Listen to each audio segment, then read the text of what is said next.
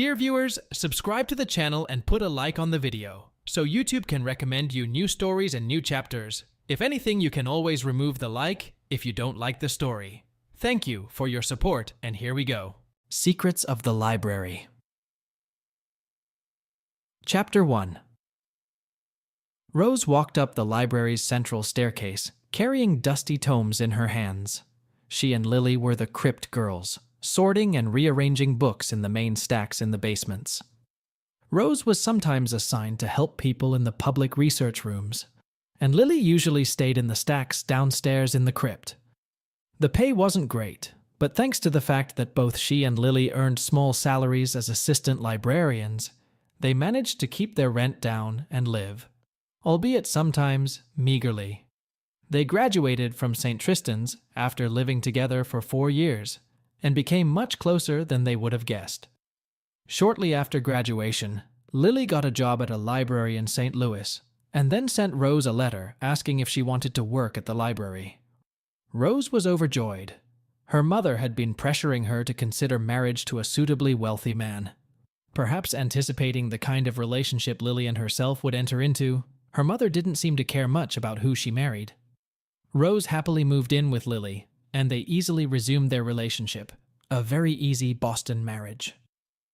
Once in a while, they accepted an invitation for a double date to a club or a dance, but neither she nor Lily had any real desire to start a serious long-term relationship with a man. They'd both tried it, and they'd had fun, but they'd found each other much better company. Even if they were inclined, dating men was problematic. The library had a morals clause, though it wasn't as strict and serious as some of the ones she'd seen. A casual date would be acceptable, but any hint of actual inappropriateness or even a long-term relationship could cost them their jobs. The public library's research room was usually empty during the day, except for the quiet man, Ken Stanton, who did research on Mondays, Wednesdays, and Fridays, practically from opening to closing. Rose figured he must be a professor or perhaps a writer, though his broad shoulders seemed more like they were designed for a longshoreman's job.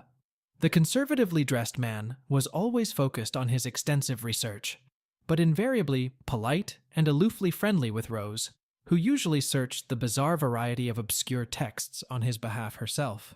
He usually wore a handsome linen suit, occasionally removing his jacket while he sorted out the books in the crypt. Invariably, he quietly asked her permission to remove his jacket, and it wasn't a courtesy. She got the feeling he was genuinely concerned that he might offend her. She considered him a trustworthy assistant, and truth be told, a pleasant distraction. He was certainly better than the standard set of frat boys who were constantly propositioning her, and he certainly had much better manners. He'd been coming here before Lily started working in the library, and knew the collections well. There was a jagged scar running down the left side of his face. Lily had disrespectfully insisted it was a dueling scar, but Rose suspected it was more serious than that, for his hands were also badly scratched. Perhaps, she pondered, they were the remnants of a hard early life, or, she supposed, he was of an age where he might well have served in the war. On someone else, those scars might have looked menacing, but he was so quiet and unassuming that they made no impression, at least on her. However, his rather broad and muscular shoulders caught her attention, though not in a negative way. Lily had teased him, saying that she dreamed of being transported on his shoulders, and perhaps she was, just a little bit. Of course, Lily didn't seem too discouraged by such a prospect herself. She noted that he had 2 shoulders, after all, well suited for transporting fair maidens. Today, Mr. Stanton was already in a shirt and linen vest. It was hotter than usual, even for mid-August, and although the high ceilings and ceiling fans helped a lot, the heat was felt everywhere. The man seemed focused on the limestone caves that dotted the landscape of central Missouri.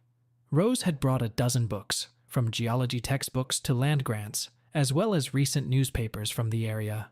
She moved the last of the books to the table beside him. He looked up at her. "Did you manage to find them all?" She smiled. "That's it, although there were 2 different volumes of land grants covering the time period you're considering, so I brought both." For a few seconds, his gaze focused on her. "Oh? Thanks, Rose. That'll save time." Absently, he added, "I don't think I'll need anything else for a couple hours, so you can retire to the crypt. It's much cooler there." You don't want to leave beautiful flowers withering in the heat." He said it in a tone that was more of a statement of fact than anything else. Rose blushed, thanked him, and headed back to the crypt, first informing Mrs. Crenshaw of her whereabouts and then going downstairs to help Lily. As it turned out, Lily was as deep in the crypt as you could get, in the third basement, where the walls were carved out of living limestone. Lily worked near the Forbidden Stacks, an area closed to all but a few employees. The Forbidden Zone held rare and expensive books, city archives, and books that could be deemed morally degrading. If a book from this zone was requested, Mrs. Crenshaw had to get approval from at least 2 members of the library board, and then, if the request was approved, the reader had to do his or her research in this area in the constant presence of a library assistant. Lily was carefully shelving books from her huge wooden cart, but as soon as she saw that Rose was alone, she stopped and lowered herself to a vacant spot on the cart, leaning against the shelves. "Have a seat, Rosa," she gestured to another, noticeably empty seat on the cart. Lily had an excellent memory, so she could put away books many times faster than the next fastest attendant, which she sometimes took advantage of by getting far ahead of herself, and then sitting and reading for long periods of time. And still she managed to get more work done in the crypt than anyone else. Mrs. Crenshaw, of course, was aware of Lily's long interruptions, but paid no attention to it, for the work was done. Besides, Lily could be a distraction if she was in public places. Lily's tall, lean figure and blonde hair were just as notable as Rose's curly red locks and shorter, fuller figure. But Lily lacked Rose's ability to avoid confrontation. More than one frat boy had received a ringing slap before Lily had been sentenced to confinement in the crypt. Rose took her sweater from the cart, put it on, and climbed onto the cart next to Lily. Lily smiled and raised one eyebrow. "So how's our man?" Rose told her about his remark about flowers and wilting. Lily chuckled. "Do you think he'll want to come down here and do some gardening?" For the next hour, they shelved several books, and Lily quietly kept up an endless stream of witty chatter, full of hints about gardening. She was particularly interested in plowing and fertilizing. They were both in a rather silly mood when they heard a heavy door at the top of the stairs. Footsteps sounded. Someone was coming down from the second cellar. To Rose's surprise, Mrs. Crenshaw appeared from around the corner, leading Ken Stanton behind her and carrying a heavy ring of keys. He put his jacket back on, which Rose thought would disappoint Lily, but it was quite cool in the lower crypt. "Rose, Lily, Mr. Stanton requires access to the restricted stack. So, given that we don't have a male assistant today, I'm going to ask you both to stay put. In any case, there are books in the restricted stack that need to be rearranged."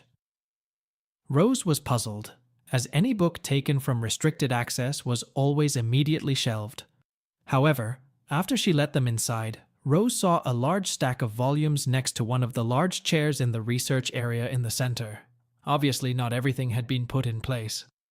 As they checked in, she noticed that the previous research record had been signed by Mrs. Garrison, the wife of the library board president. The entry read, "Miscellaneous." Mrs. Crenshaw handed Rose a card listing the materials allowed and hurried out, leaving Lily and Rose to exchange perplexed glances. Rose gestured to the chairs and tables. "Please, Mr. Stanton, have a seat, and I'll find those records for you." He smiled pleasantly and sat down in a large green chair with a rather large table in front of him. "Thanks, Rose. I'm researching old land records and maps, so a big desk is probably for the best." She saw past him as Lily made her way to the large stack of unopened books Mrs. Harrison had left behind, paused, arched her eyebrows, and said quietly, "Rose?" She returned her attention to Ken, Mr. Stanton, and nodded. "I'll be back." The reviews and maps were lying side by side, so it was easy to compare them. When she returned, Ken was sitting in his chair writing in his notebooks, and Lily was sorting through the unopened books. As she laid out the maps and surveys, Lily didn't move. She seemed frozen, staring at the open book in her hand. Rose walked over to her and saw that Lily's face was flushed. "Are you okay?" she hissed. Lily shook her head for a second. I just... Her voice broke. Rose had never seen Lily in such a state before. She reached out to take the book from her, but it fell out of Lily's obviously nervous fingers and slid straight to Ken's foot. When he reached down and picked up the book, Lily's flushed face paled and took on an expression of absolute horror. Rose turned and took a step toward him, glaring at Lily. Ken opened the cover, glanced at the ex libris, and grinning slightly, held the book out to her. As a rule, no, I can assume Lily is used to sorting. Rose snatched the book out of his hands and opened it to see what was happening. She almost dropped the book. Rose was hardly inexperienced, but the stunningly graphic illustrations of people, apparently from India, engaged in a rather complicated and very acrobatic sexual encounter almost made her drop the book too. Oh. Good God. She stopped, blushing from head to toe, and looked at Ken, noticing the amusement in his eyes. He interrupted the awkward moment as smoothly as possible. This is the Kama Sutra. Technically, it's a tantric religious text, though that's not usually the reason copies are brought here from India. The binding looks new, but the sheets, judging by the paper, are likely imported from India. They may have been cut from a series of scrolls. This is an extremely valuable work. Libraries are supposed to hold all sorts of materials, Rose. That's what they're for. You and Lily are hardly responsible for Mrs. Garrison's selection of research materials. Lily looked at the stack. There were a few more books there, and began to look through them, placing each one carefully on the table.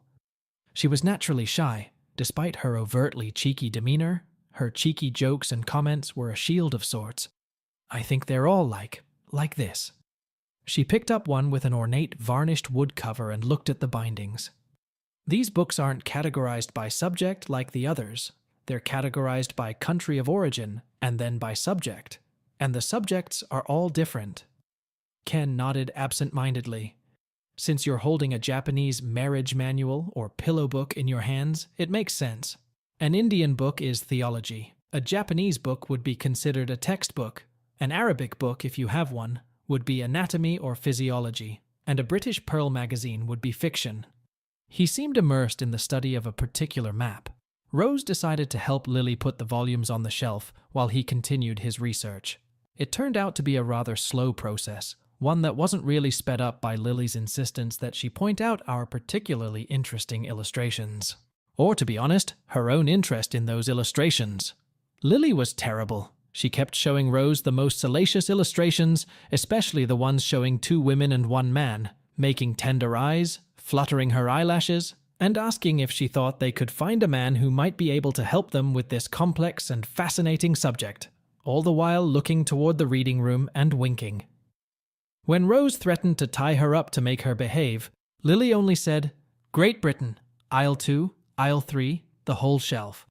And that turned out to be correct.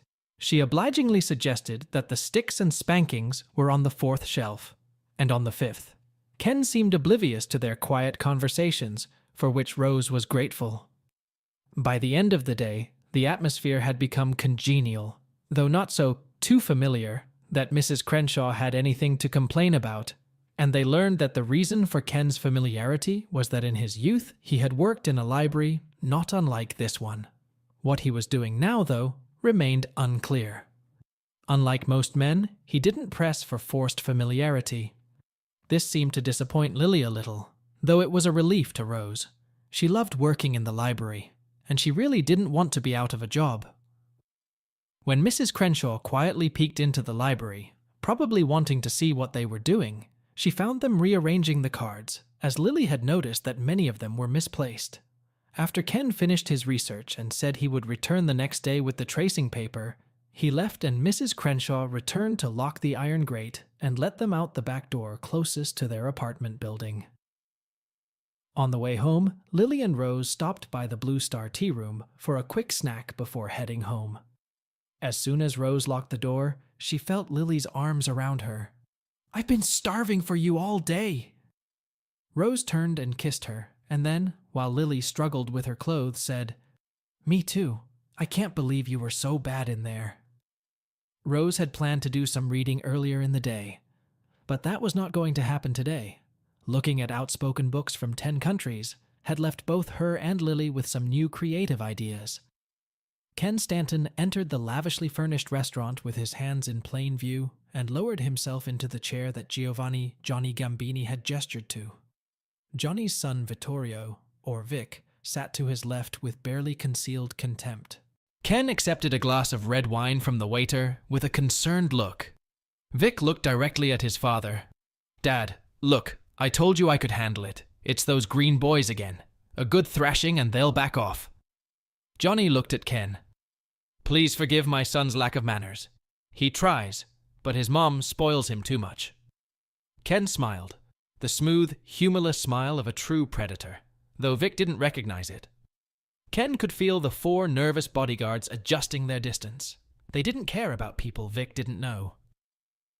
"Sir, I think I understand your son's hesitancy to enlist outside help. Being cautious of outsiders is a kind of wisdom." Johnny smiled, recognizing the subtle attempt at politeness. Still, the police are paying too much attention to this case, and something about it smells rotten. "My guys are loyal, experienced, and well-meaning, but I'd rather have a professional handle this place." At those words, Johnny threw a glare at Vic, not too delicately suggesting he shut up. Ken pretended not to notice anything. "I'll do it for the price offered, but I need a reliable delivery truck, nothing new. I think an old grocery truck would work best. I don't know if I'll be able to get the load back, but I'll track down the people who did it." Johnny nodded. "Do you need any more gear?" His slight pause made it clear that by gear, he meant weapons. "No, I have everything I need." Ken paused. "I'm pretty sure your driver and the other man are dead. I can't think of any reason they'd have been kept this long without contact, and I think we'd know if they showed up anywhere. I doubt your cargo is still there, but if I find it, I'll take a finder's fee." Johnny nodded. "That's fair enough. I feel sorry for Tony and his brothers.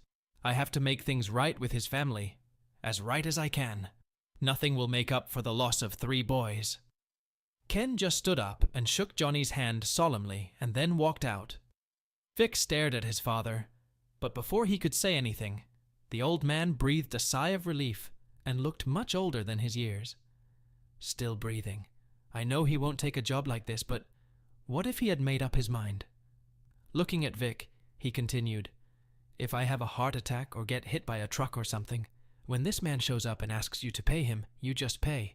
Capelli tried to cheat him. That's why the Capelli family moved back to Sicily. He can't be that cool." "Don't be a fool. If he wasn't, he'd be dead by now." Vic started to reply, but Johnny stopped him with a raised palm. "Don't argue. This isn't a game. This man? He's not bluffing or threatening. He's just doing what he does." Vic noticed the concern in his father's voice. "Why do they call him Silence?" "I've only heard rumors. They say he led a squad of trench raiders during the war. They would sneak through no man's land and kill enemy sentries and soldiers using garrots, knives, clubs, and axes. Prepare for more attacks. I don't know if it's true, but that's the story." Back to Rose and Lily. Rose unhooked herself from Lily as gently as possible and slid off the bed as she did every morning. She always told herself, and Lily, that it was because she wanted to give Lily a few minutes of extra sleep. But if she was being completely honest with herself, she admitted that with only one washcloth, she wanted to get herself cleaned up before Lily started frantically getting ready. She had just finished washing her face when she noticed in the mirror that Lily had propped herself up on her elbow and was watching her get ready. "Good morning, sunshine." "Good morning. Are you just going to lie in bed all day? Would you like me to bring your cart of books over here for you to work on?" "Oh, really? Mrs. Crenshaw will understand, of course. Only tell her that you have kept me awake all night on account of your lustful and insatiable appetites. You have so worn out my poor, fragile soul that you can see a candle through it." Rose threw the puffball at Lily, hitting her in the shoulder, resulting in a gentle cloud. "Who kept who up all night? Tricky woman. You like it, and you know it. I want to. I really do.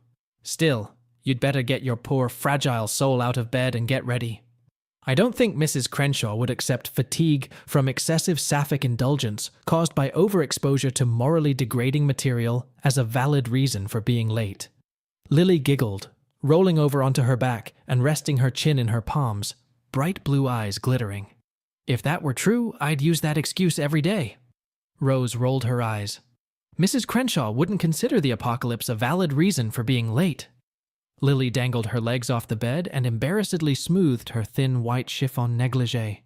If we're lucky, we might end up back in the crypt with your man. They spent most of the morning traipsing around the crypt with Ken.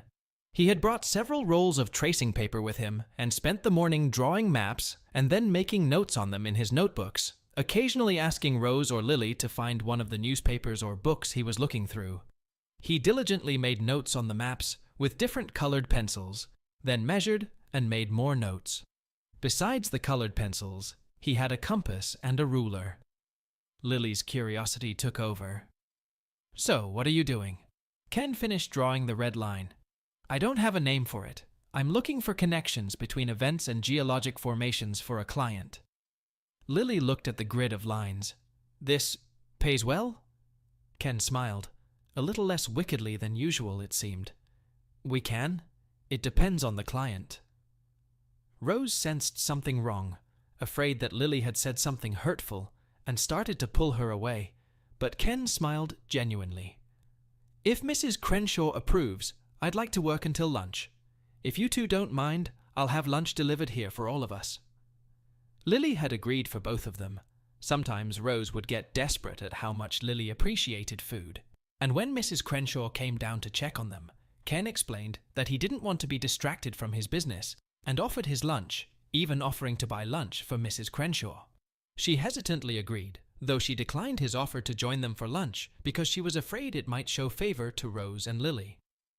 Ken wrote a note and gave her $2 and a note to give it to one of the cab drivers who was coming to the library to pick up visitors for lunch.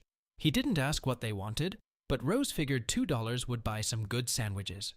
Rose and Lily had cleared one of the research tables just in time.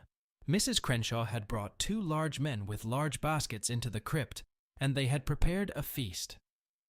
Rose watched as Lily's eyes almost popped out of her head at the sight of the trays of food. The smells were indescribably delicious. One of the men handed Mrs. Crenshaw a basket to take with her when she went upstairs. They were hardly sandwiches. Instead, there was a vast array of Italian dishes, some of which Rose had never seen before. One of the men pulled a bottle of wine and 3 glasses from a basket, deftly filled, and placed a glass in front of each of them. From Mr. Gambini, with thanks. Ken assumed a solemn look for a moment and replied, I appreciate that, and please tell him the food is up to his usual high standards. Rose froze and saw that Lily had frozen as well, holding a glass in one hand, eyes widened. That, in her opinion, explained the fine cuisine. Gambini's was the best restaurant in town. One dinner at Gambini's cost more than she and Lily made in a month combined. And while it couldn't help but be embarrassing, Gambini's was also known as one of the most powerful racketeers and bootleggers in town, and that meant Ken was connected to him. Lily caught her gaze and shrugged, then sipped her wine, closing her eyes for a moment. When the men left, they began their meal, and Ken watched in bewilderment as Lily devoured dish after dish, saying that each one was better than the last. Rose could barely keep up with her, but was surprised at how much she was eating. Each dish was indeed better than the last. Regardless, Ken didn't push his advantage, though he reacted to Lily's aggressive question with wry amusement. So, Johnny Gambini is one of your clients? Sometimes. I do research for him sometimes. He pays well, and I can always get a seat at his restaurant. Lily looked at him with narrowed eyes and smiled slightly.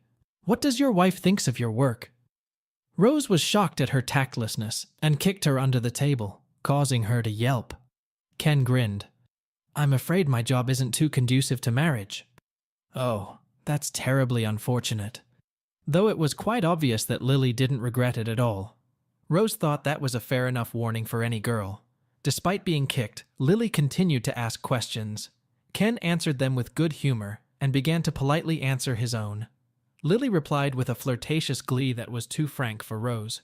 Ken, however, deftly turned the conversation to another topic when it came to inappropriate situations, and drew Rose into jokes himself.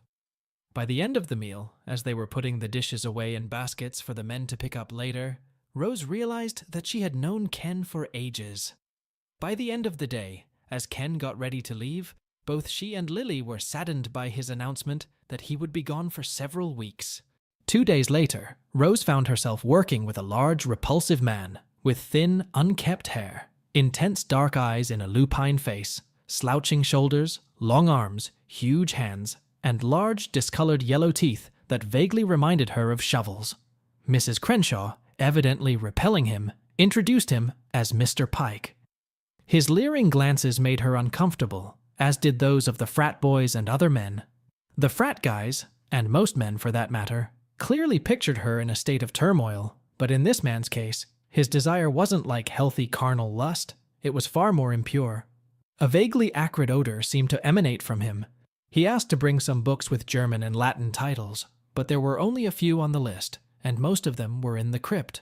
His excitement when he learned that he would have to fill out the paperwork was understandable. Rose patiently explained that without Mrs. Crenshaw's permission and keys, she could not even get into the depths of the crypt, but he only became enraged and ran out of the library in obvious anger, leaving his materials on the desk. Rose was hardly sorry to see him go, but still resented his angry departure and furtive, morbid glances. She took the books to Lily in the crypt and described the visitor as they sat squatting on Lily's cart. Lily wrinkled her nose. That sounds absolutely horrible. I hope I never meet him. Rose shuddered. Guys look at me all the time, but the way he did it? She faltered as she heard a metallic clanking sound outside the closed crypt. Rose got up from the cart and walked towards the sound, followed by Lily. Mrs. Crenshaw? No response, just the creak of metal. When they rounded the corner, the gate leading to the closed vaults was wide open. Lily squeezed past Rose with burning eyes.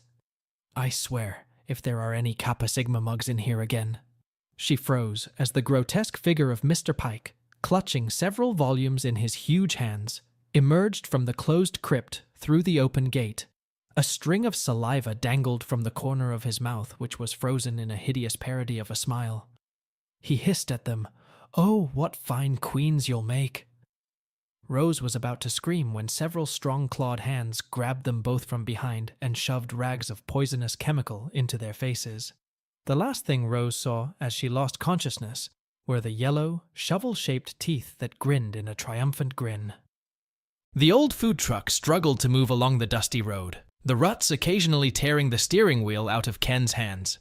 Weeks of dry heat had turned the landscape a dull brown. Even the still green trees were muted and dull. His ragged undershirt and stained work pants were almost the same color as the dull brown fields. A tattered ivy cap sat firmly on his head, pulled down slightly to shield his eyes from the relentless sunlight. During the past 3 weeks, he had learned some interesting facts. The missing whiskey truck couldn't have traveled far. The pursuing car had reached the rendezvous point only 5 minutes later than expected, discovered the truck hadn't made it, and turned around, finding the dead bootlegger only 5 miles back. There really weren't any roads here, but the ground was mottled enough that tracks were unlikely even in open areas. Gambini was confident of the loyalty of his men, and Ken hadn't been able to find anything to indicate that he was wrong. True, there were some clues. His tattered vegetables, bought at Soulard's market, had attracted many wives to look at them and exchange gossip. The vegetables sold better than they should have, thanks to the drought affecting the local vegetable gardens and the fact that Ken was selling them below cost. Most of the stories were about a creepy hunchback who'd shown up a few months ago. No one really knew him, and no one knew where he was staying. But the stories said he lived somewhere near where the truck had gone missing. Ken was sure that the missing truck had never left these parts, and suspected that it was being held in one of the large caves he had found in the library on a geological survey. He drove the truck into a small forest that sheltered a small spring-fed pool by the side of the road, and took a few minutes to cover it with shrubbery. A closer look revealed no road in sight, and the small pool, despite the drought, retained enough thick greenery for good cover. He knew he would have to be careful. Gambini was right. At least one treasury agent was looking into the situation. A known bootlegger, dead with his throat ripped out, had attracted attention. The agent wasn't very sensitive, and all the housewives remembered the large blonde-haired man very well, and Ken tried to stay away from the agent's questioning. Apparently, the agent had left a couple of days ago, but Ken had heard that he had left his suitcase at one of the houses in the neighborhood.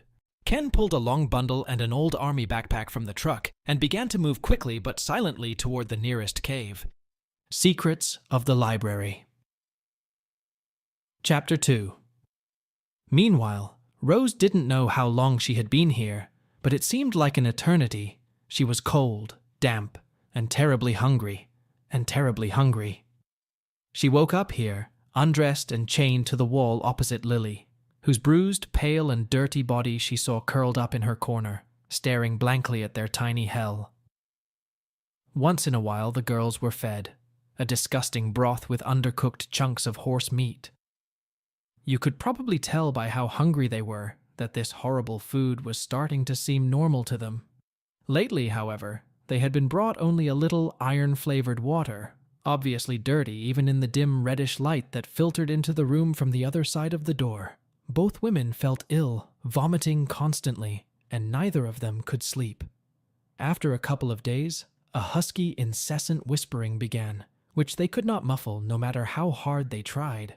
They never spoke of it out loud, but they both knew they would be defiled. It hadn't happened yet, but the horrible men had treated them horribly, peeping and making grotesque gestures.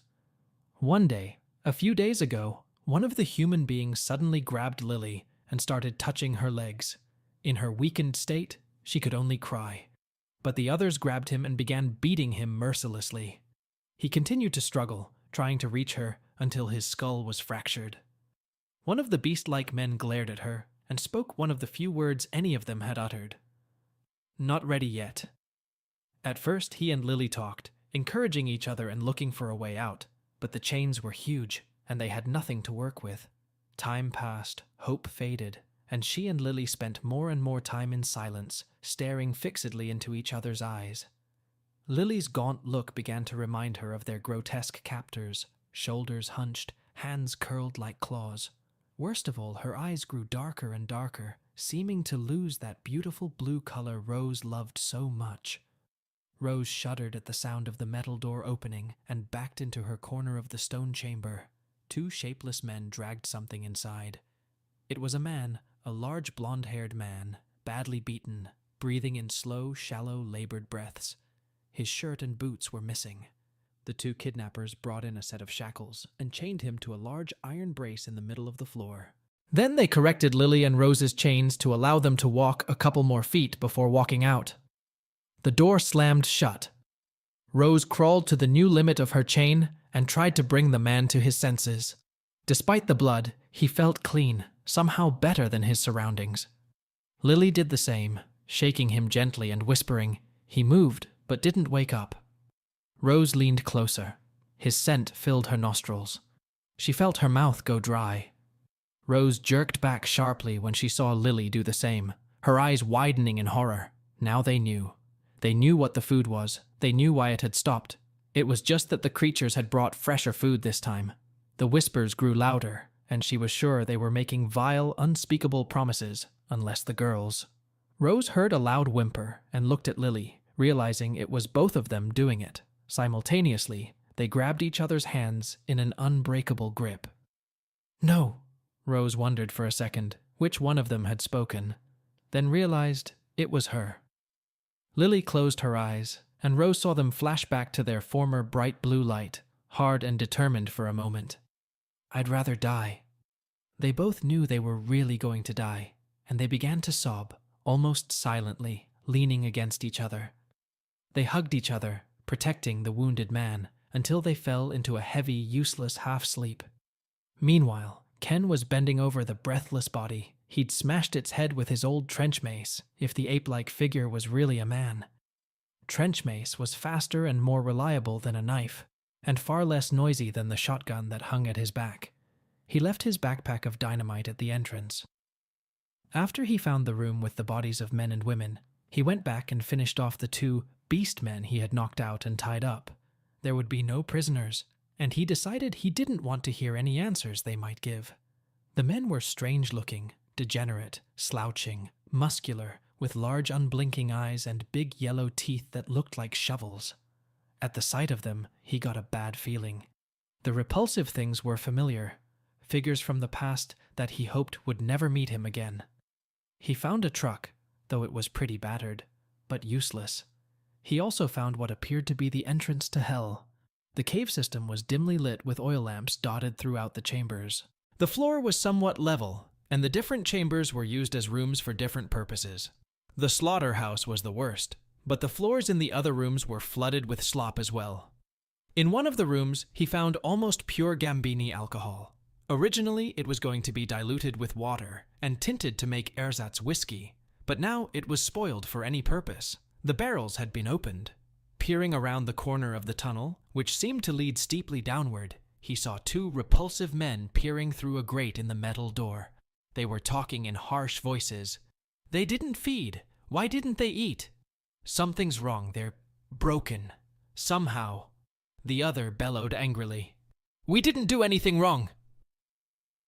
One of them pulled out a bunch of keys and started unlocking the door. With another glance at the passageway, Ken slid silently toward them, holding his mace at the ready. The lid over the tiny grate pulled back, letting more of the dim red light into the cell. Rose looked at Lily, then at the blonde man. He was still alive. She could feel his heart beating. The appetizing smell was no longer as appealing as it had been at first. She felt stronger, better. The incessant feeling of nausea was gone for the first time since she'd woken up here.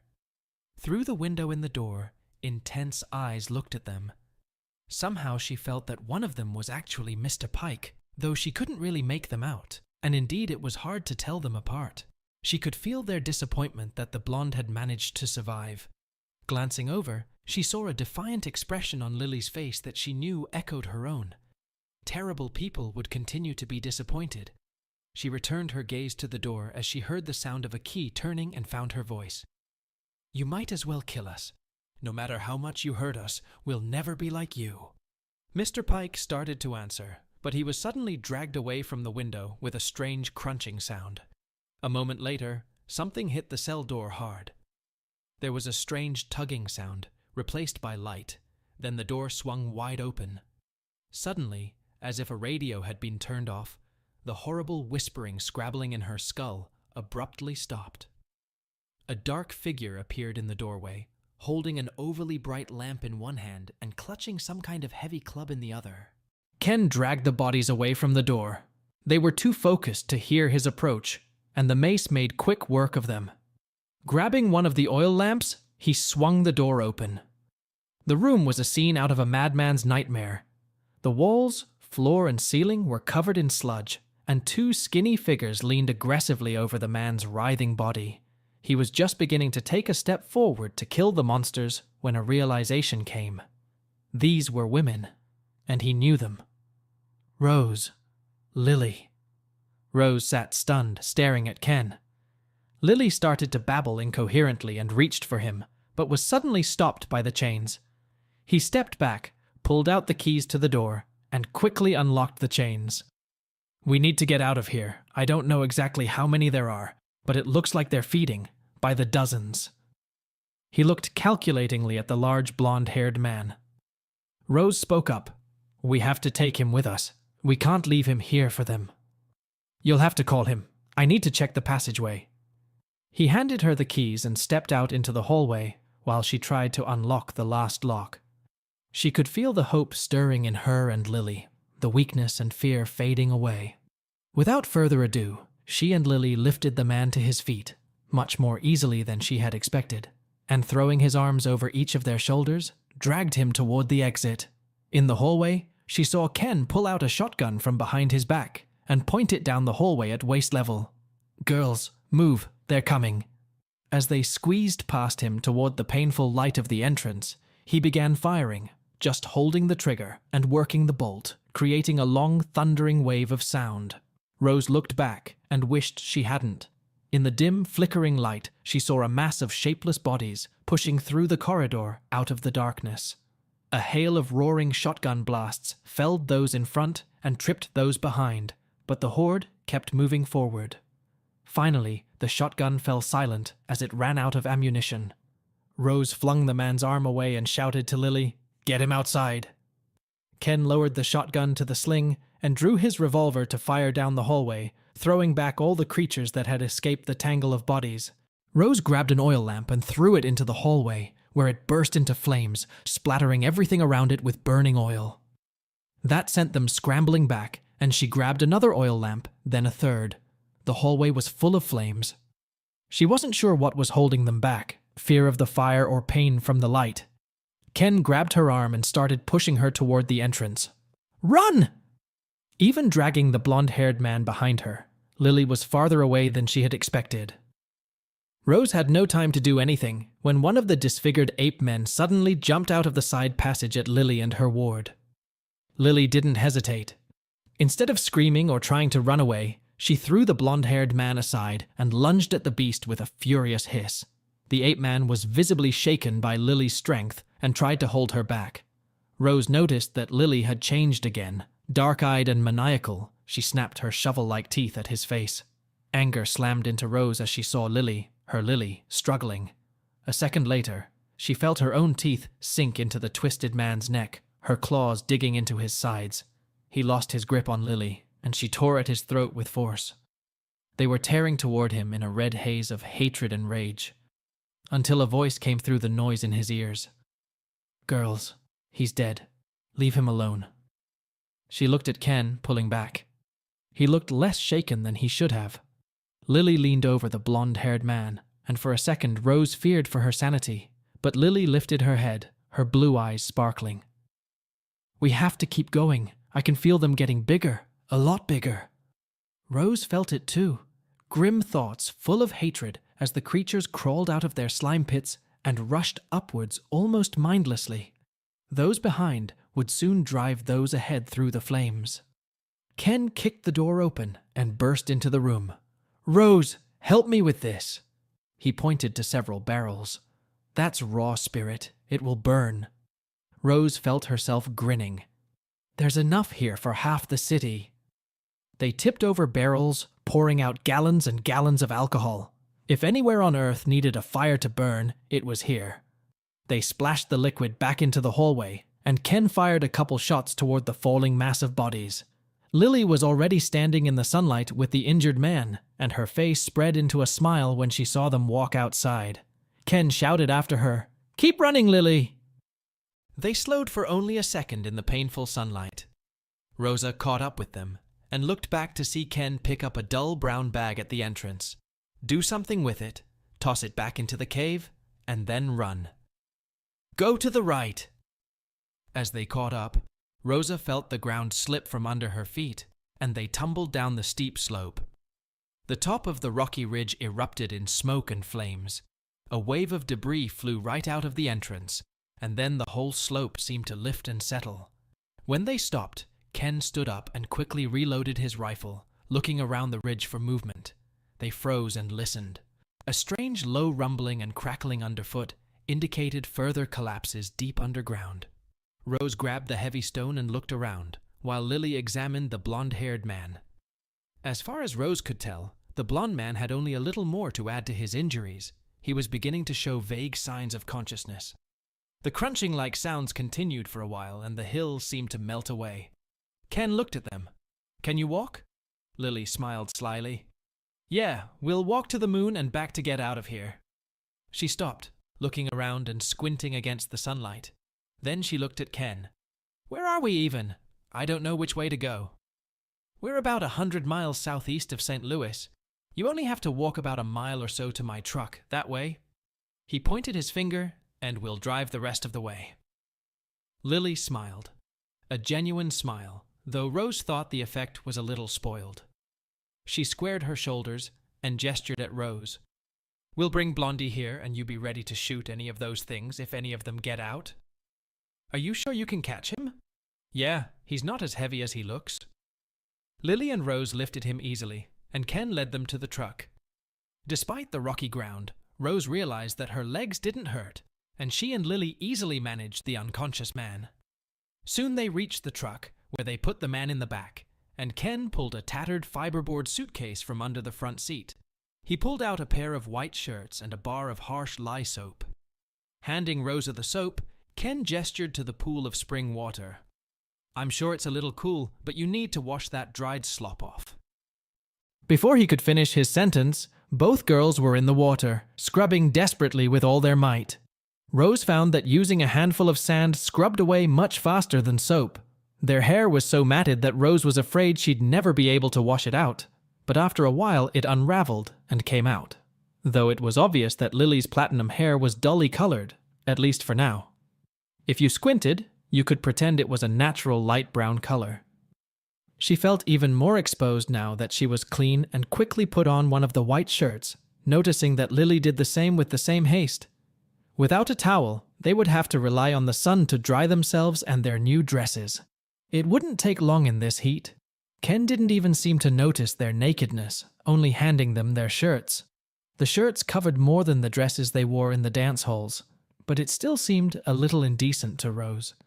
Ken took some apples and carrots out of his bag and held out a couple to each.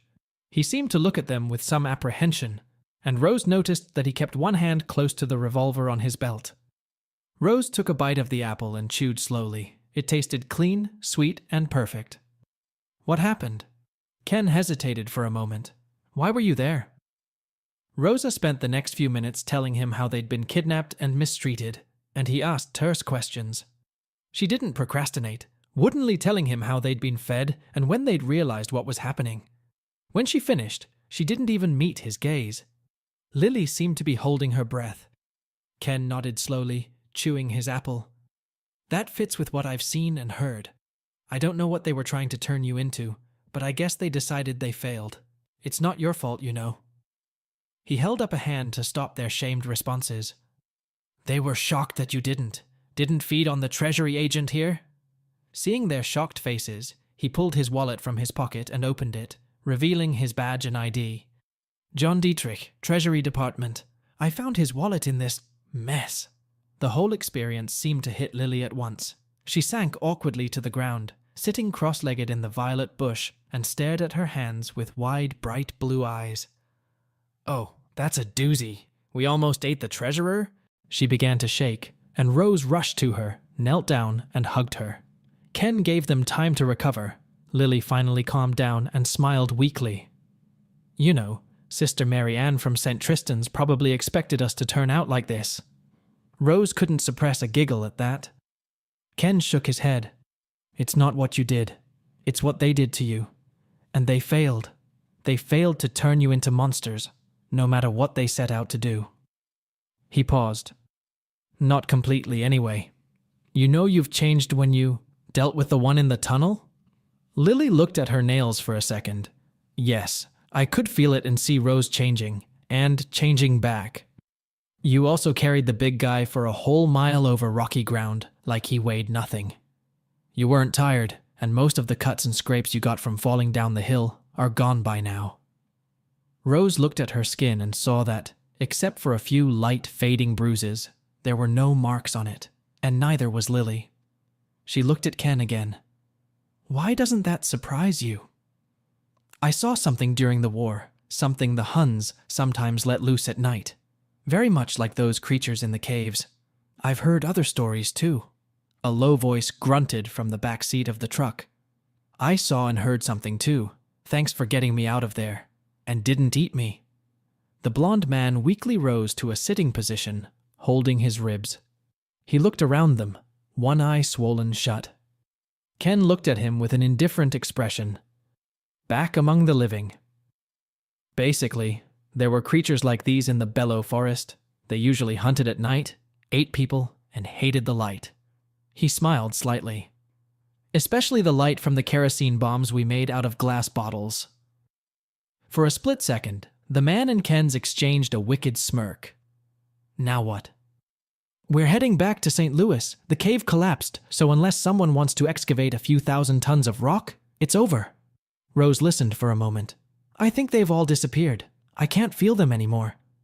Lily shook her head. Me too. The man looked at Ken. So you're just going to give me a ride into town? Rose intervened in the conversation. Do you have any better suggestions? The Treasury agent looked at her, then back at Ken. Does she even know who you are? Better question is, who do you think I am? Federale huffed even more. Rumor has it that Gambini brought in a professional, a guy they just call Silence. Tell me about it. I thought it was a creepy story for little kids. The federal agent half smiled. Yeah, I don't think all those stories are true, but I just saw a mountain full of monsters, so if I were making a bet, I'd say more of the stories are true than I thought. Ken shrugged. The agent looked at Rose and Lily. Lily mimicked Ken's shoulder and then put her arm around Rose's waist. I don't care if he's a Kaiser in disguise. He got all three of us out of there. So, Dietrich, if it's all the same to you, I might as well go home. Ken examined Agent Dietrich, splinting a leg that he thought might be broken. Finished, he looked at Dietrich, who was watching the girls somewhat warily. I think the girls should ride up front with me. It took Rose a second to realize that Ken was really worried that Lily and she wouldn't be able to resist her urges. She was sure that feeling had passed. At least, almost certain. But all in all, it seemed like a wise decision. Agent Dietrich nodded. There's no point in being careless. I wonder if you could lend me a gun, just in case. Ken shook his head slowly, amused. Here's your pass. I have a cabin at Lost Valley Resort, about 30 miles from here. We should make it before dark. We'll decide the rest later. Rose was between Ken and Lily as they pulled onto the road. Under other circumstances, the ride would have been horrible. The road was winding, and the truck bounced over bumps, but they were driving away from this horrible, hellish place. Rose admitted to herself that being between Lily and Ken wasn't so scary. Lily only lasted a few minutes before falling asleep with her head in Rose's lap. Although she fought sleep for longer, after half an hour, Rose found herself drifting off to sleep as fatigue took over from Ken. Her last thought was when he gently put his arm around her and helped her get comfortable. When Rose woke up, the first thing she noticed was the absence of the noise of the truck. The second thing she noticed was Lily's bright smile as she looked down at her. Wake up, sleepyhead. Rose struggled to her feet, looking around the dense thicket. The changing light of the evening sun shone through the trees. Lily smiled. He'll be right back. He'll make sure it's clear and we can slip into the cabin. Then she sat down more seriously next to Rose. He said to wait here for a few days in case any of it went away, and for Mr. Dietrich to call a doctor. I think he wants to make sure we don't deliver a dead treasurer to the police station. After a few minutes, Ken slipped silently out from under the bush. Everyone's quiet. Our cabin is the last one on the trail, so no one should be walking here. The federal agent was conscious, but unable to walk, but Rosa and Lily lifted him easily and followed Ken through the trees to the small cabin. Once inside, Ken made sure the curtains were drawn, and Rosa and Lily laid Dietrich on the couch. Ken explained that while he was checking the cabin, he had also made his way to the main office and used the only phone to call the doctor who would examine Dietrich before morning, no questions asked. Returning, he sat them down. I also called a friend who may know more about what's going on with you two. She'll be here tomorrow night. A friend? Lily sounded as disappointed as Rose.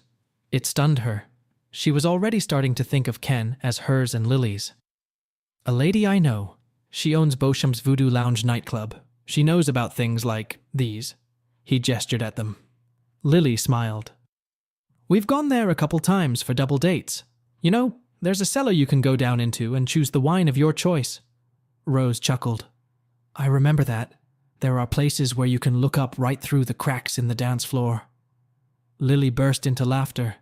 She tried to catch her breath, tears streaming from her eyes.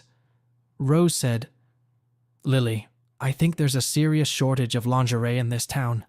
Even Dietrich laughed at that. Rose took over the bathroom so she and Lily could clean up more thoroughly.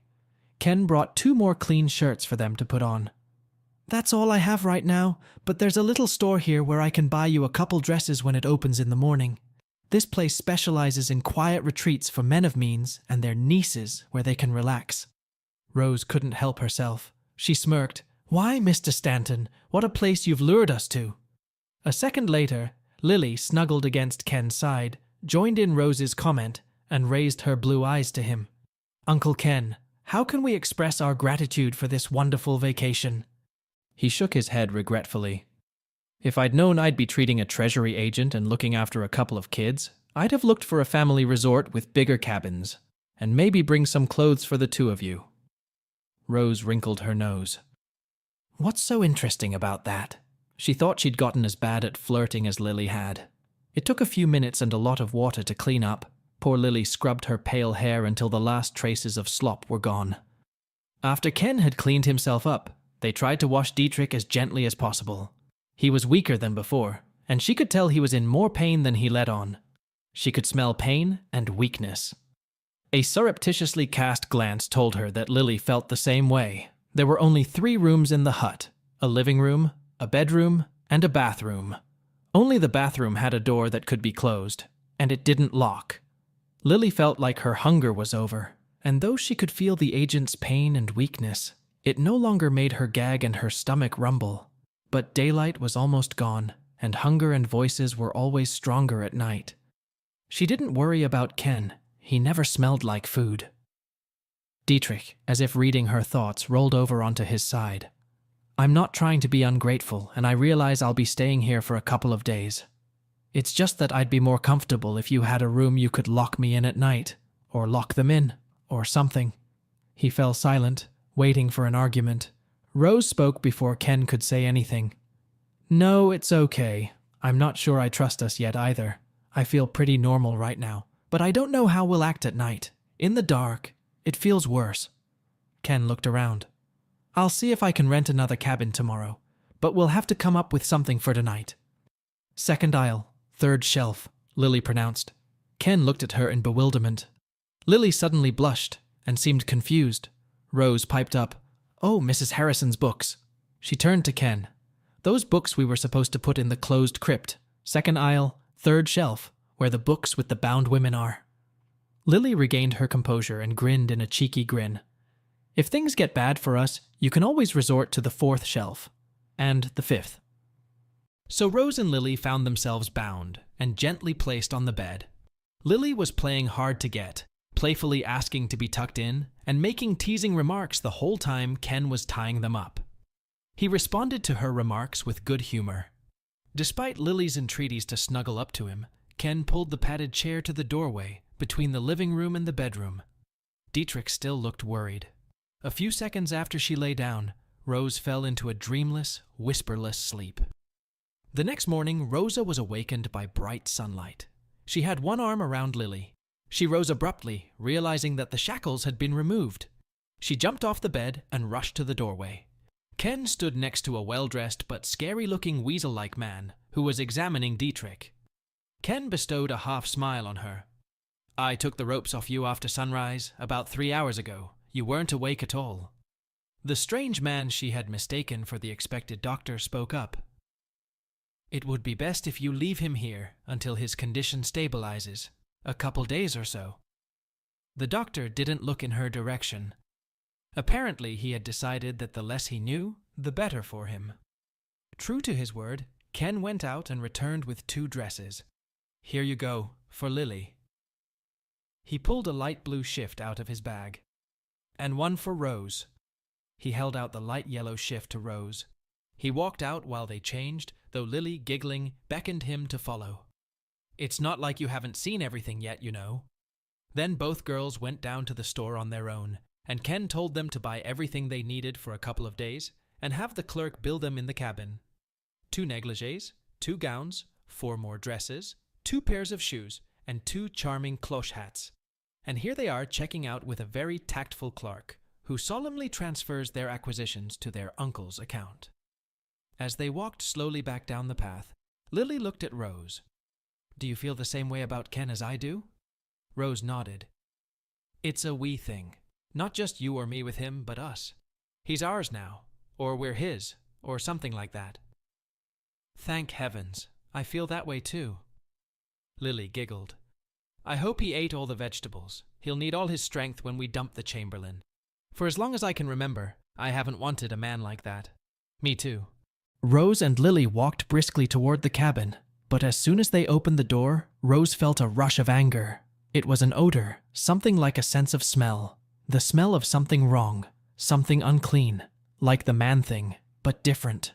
Out of the corner of her eye, she saw Lily's eyes darken, her lips curl with a hiss, exposing elongated teeth, her hands folded into claws.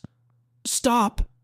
Ken quickly stepped between the doorway and the rest of the cabin, raising his hands to ward them off. He blocked them from the figure behind him, a woman veiled and draped in yards of ornate fabric. The odor, however, was coming from the towering figure behind her. A huge bald man, stiff, powerful, and black as pitch. Rose and Lily froze, trying to keep from throwing Ken aside and lunging at the huge figure, until the woman in the veil turned and gestured at the looming creature. It moved thoughtfully into the bathroom and closed the door. Agent Dietrich watched them from the couch, keeping as still as possible, trying not to even breathe. Rose felt her rage fading away, at least sufficiently, and felt Lily's fury subside. The woman lowered her veil. It was a dark-skinned woman with an aquilonian nose and dark, hypnotic eyes. She looked them over slowly. "I apologize. None of the ghouls can tolerate the presence of zombies. I did not take that into account." There were soft notes of Spanish moss and African music in her voice. "I am Marie Beauchamp. I think I understand why Mr. Stanton has requested my presence." She slowly walked over and extended one hand to Rose and the other to Lily. She slowly touched each girl's face. "Ghoul kept you two together in the same room, didn't he?" Rose nodded. "They've chained us together." The woman looked them over from head to toe, then shook her head. "That was a ghoul mistake. You're not just friends, you're lovers." Rose blushed slightly when Ken raised an eyebrow amusedly. It was the first time anyone other than her, and Lily had acknowledged it, said it out loud. Lily pursed her lips and stepped forward, standing to her full height, arms crossed and jaw set. "So? You have a problem with that?" The woman shook her head. "Of course not. Above all else, despair makes a ghoul. Your love for each other has given you hope, and hope conquers despair." Rose felt a nauseating chill. "If I lose Lily..." Lily grabbed her hand, her eyes widening with the same fear. "Non, it's like a vase molded from clay. You fire it and it keeps its shape forever. They couldn't turn you completely, so you'll remain what you are, not quite one thing and not quite another." Rose squeezed Lily's hand, and both girls were relieved. Rose looked at Lily for a second. "So what are we then?" "Part of the ghoul. Ghoul are night runners, eaters of the dead." Rose's face contorted with disgust. Lily voiced her opinion. "Ew." Marie studied them for a while. "You crave human flesh?" Rose thought for a moment. "No, I don't think so. I've been hungry for so long, but I needed any food, not anything in particular." Lily nodded in agreement. "Even at night?" Lily shuddered. "No, but there were, in the darkness, voices, horrible voices. I could never hear them or understand what they were saying." Rose suppressed the lump in her throat. "They were always whispering and hissing. I was so glad I couldn't hear what they were saying." Marie shifted in her seat, then reached out to touch the face of each of them in turn and look into their eyes.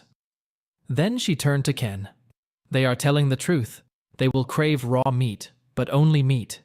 They will have to learn to control their anger." Ken relaxed, and Dietrich felt relieved. They talked for a few more minutes until Marie asked Lily and Rosa to go outside with her. "You getting close to Mr. Stanton?" Rose shrugged. "We both feel it. What does it mean?" "I'm not sure, but I'm sure it's a good thing if you can't stand a man." Lily chuckled. "We're not like that. We love each other, but it's not because we don't like guys." "You have to let him know about it." Lily smirked. "Oh, it will be, sister, as soon as we get some privacy. Don't doubt it." Marie smiled slightly. "I almost feel sorry for him." 6 months later, Agent John Dietrich entered the Voodoo Lounge as quietly as possible. The doorman didn't even look at him. Unshaven, in a rumpled suit, he hardly looked like a top-level treasury agent. He assured himself that he did, but it was mostly because he was exhausted. He looked around the crowded room for a minute until he saw Ken sitting at a table away from the bar. He was about halfway to the table when they approached him from both sides. "It was nice to meet you here, Agent Dietrich." "Good evening, Lily." Rose touched his other elbow. "It would probably be easier to come into the library and meet us in the crypt if you wanted to talk. Thanks for that, by the way." Mrs. Crenshaw was very impressed to have a real treasury agent drop by to tell her how 2 of her library assistants had busted up a murder-for-hire gang. "These days, it allows us to get away with murder." He grinned to himself. I'd prefer to talk to you in a brightly lit, crowded place, with lots of witnesses. Meeting you alone in a dark basement seems like it would be unwise. Lily poked him in the side. You don't trust us? He looked at them. Lily was wearing a white silk dress, and Rose was wearing an emerald green one. Both dresses were thin as thread and hid almost nothing. I see you're not very shy these days. Rose smiled. Haven't you heard? There's a shortage of lingerie these days. John said nothing, slowly lowering himself into a chair, while the two girls slid around the table like wildcats and lowered themselves into chairs on either side of Ken, leaning lightly against him with wide smiles. Agent Dietrich kept his hands on the table. Ken. John, what can we do for you? I filed a report, told them exactly what happened. I half thought they were going to fire me or send me to a mental institution. 2 days after I filed the report, I was called into the secretary's office and told that the Treasury Department doesn't have the luxury of pretending nothing exists. The Secret Service is already looking into things like... He paused, choosing his words carefully. Like what we're facing. Rose leaned forward, her eyes darkening and her teeth lengthening for a second. Like us. If you cause trouble, yes. Other than that, it's pretty much hands off. Ken smiled slightly. You've been reassigned. I've been reassigned. Rose suddenly frowned, then sat back down. Wait, you said mostly. Why are you here? I need help. The Secret Service needs help. Lily shook her head. We're quite happy here. I wouldn't want to force you to help, but I'll help if you make me. Some of the things I've seen are pretty awful. I wouldn't have come here if I had a choice. Ken grimaced. We saw a couple critters here too, but we dealt with them ourselves. Turns out my girls smell trouble and are a little territorial. Rose rolled her eyes. Weird stuff happens here all the time. I don't know how we didn't notice before. She started counting off on her fingers. For instance, there was that giant reptile in the sewers, whatever it was. I'm even glad we never got a proper look at it. There was that headless guy who went around graveyards, that mad scientist. Lily interrupted her. That guy, what a thing to do, putting a girl's brain into a gorilla's body. Why? Why would anyone even want to do that? Rose raised her eyes to the sky for a second. Who knows? He was crazy, but it didn't work out for him. Cindy was mad as a hornet when she woke up, ripped his head off when we let her loose. Lily pressed her lips together. Marie fixed that, swapped them around, mostly of course. Cindy works at the zoo now and takes care of Coco, so no one even thinks it's weird. Cindy eats a lot of bananas, and Coco likes to wear dresses all the time. She shrugged. That was more fun than the guy with the giant brain in the vat. Those brain rays gave me a headache afterward. Rose contorted her face, and it tasted awful. I realized that you're the ones keeping this place in order, and the Secret Service thanks you for that. But this is a little different. We've had occult activity in Louisiana. We've lost 3 agents there already. A strange religious cult, summoning something from somewhere. Something big. Lily and Rose reached for each other's hand on the table. Lily sighed, frowning. That's a doozy. Why do I get the feeling we're still going to regret not eating you when we had the chance? That, my dear viewers, is the end of the last part of our exciting story. As we have already seen, our main characters, Rose and Lily, find themselves in yet another dangerous situation, this time facing the looming threat of the occult and a mysterious religious cult. But amidst the danger, they also discover a newfound sense of camaraderie with Ken, a mysterious figure who has become an integral part of their lives. Their journey from the depths of danger to glimmers of hope was filled with twists and turns that emphasized the resilience of the human spirit in the face of darkness.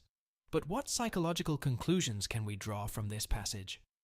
One key theme that emerges is the strength of relationships and bonds created in adversity.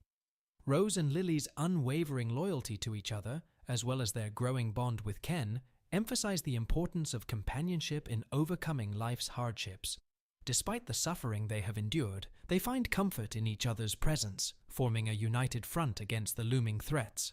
Moreover, the arrival of Agent Dietrich marks a turning point in their journey as they face the daunting task of confronting occult forces beyond their understanding.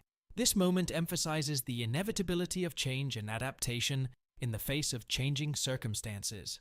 As they struggle with the unknown, they must use their inner strength and resilience to confront the darkness lurking on the horizon. In essence, this passage serves as a poignant reminder of the complexities of human nature and the indomitable spirit that perseveres in the face of adversity. Rose, Lily, and Ken embark on the next chapter of their journey, but one thing remains certain: the bonds that bind them together will help them through the trials that lie ahead. If you can't wait to hear all the details of their adventures, join us on Patreon, where an uncensored version awaits. Until next time, remember to treasure the connections that keep you going, and may you have the courage to face any challenges that come your way.